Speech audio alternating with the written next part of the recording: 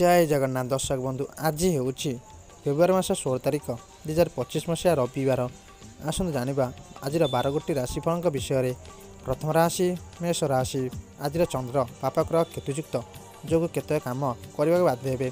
बंधु वर्षर बौद्धिक विकास सह मन में साहाय्य मनोभूति उद्रेक करेंगे। अटकी रही काम सकाशे प्रतिकूल परिस्थितिर चाप बढ़ी पारे। परिवार में मिथ्या अभियोग सकाशे अन्य पर विरक्ति प्रकाश करने को पड़पे। परवर्ती राशि वृष राशि। कर्मव्यवस्था रवि और बुध मित्र संयुक्त हेतु मन बुझला भाई कथा कही आकस्मिक समस्या को नियंत्रण करेंगे। पिला पढ़ा समस्या नहीं मन भाराक्रांत रहीपे। क्रीड़ा कला साहित्य सांबादिकता मनोरंजन विलासपूर्ण द्रव्य लाभर जोग रही तथापि सबू कथा को हालुका भाव ग्रहण कले क्षति पड़े। परवर्ती राशि मिथुन राशि। भाग्यस्थ ग्रह प्रभाव स्वास्थ्य उन्नति आर्थिक अभिवृद्धि जमीजमा व्यवसाय शुभफल मिल। माली मकदमा आलोचना गवेषणा प्रतिबंधक सम्मुखीन हे। कर्मक्षेत्र में केतक दिगरी चापर सम्मुखीन होगा आशंका देखादेव तथापि सहमति काम कले अपेक्षाकृत सफलता पाइपारती। परवर्ती राशि कर्कट राशि। चंद्रक नवमस्थ बृहस्पति जनित कार्य आरंभ पदस्थ व्यक्ति सानिध्य भ्रमण सुजोग और सत्संगर सानिध्य लाभ करेंगे किंतु अश्लेषार अर्थाभाव कार्यसिद्धि विलंब और मानसिक द्वंद्व चिंताती कराइपे। तरबारिया पदक्षेप नेले असुविधा पड़े। व्यवसाय जोगान कारबार उन्नति करेंगे। परवर्ती राशि सिंह राशि। रवि सप्तमाधिपति क्षेत्र में स्वास्थ्य समस्या नियंत्रण मध्य रहिले सुधा टेंशन लगी रही। प्रत्येक काम अंतर्द्वंद लगी रहा सह हाथ खाली रनित मन में सरलता रहा। कर्मक्षेत्र में स्थगित काम अनेक कैफियत देवाक पड़पे। स्त्री मनोमालिन्य घटपे।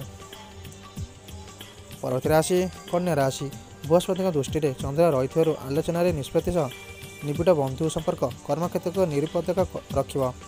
अपेक्षा करथिबा खबरटी किंबा अभिषेक जिनसटी पाइबा सूचना रही। परिवार हठात अर्थ संपर्क नहीं भातृविवाद देखा पारे। कर्मक्षेत्र में सामान्य व्यक्तिविशेष सहायता करिपारंती। परवर्ती राशि तुला राशि। उच्चस्थ शुक्र हेतु मन प्रबल रहिब कर्मक्षेत्र में स्थगित काम संपन्न कर सफल हे। निज लोक मैंने परिस्थितिर भिन्न रूप दे पारती। आज प्रतिशत यात्रा शुभवत हो। भ्रमण में मन बढ़ाइबे और बंधु मिलन घटव। कर्मक्षेत्र में छोट छोट काम हाथ ने द्वंद्व पड़ पारती। परवर्ती राशि बिछा राशि। चतुर्थ स्थान में एकाधिक पापग्रह अवस्थान कर स्वास्थ्य भल रु परिवार मतांतर संभावना रही। उच्चस्थ शुक्र जनित प्रतियोगितार सफलता जो मन खुशी कर्मक्षेत्र में मामूली घटना उच्चास घटपे।